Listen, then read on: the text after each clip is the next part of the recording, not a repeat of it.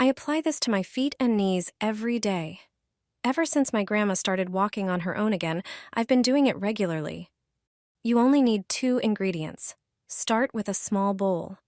The main ingredient in this mix is ginger, preferably dried. Ginger has amazing properties. It warms, stimulates, and feels great on the skin.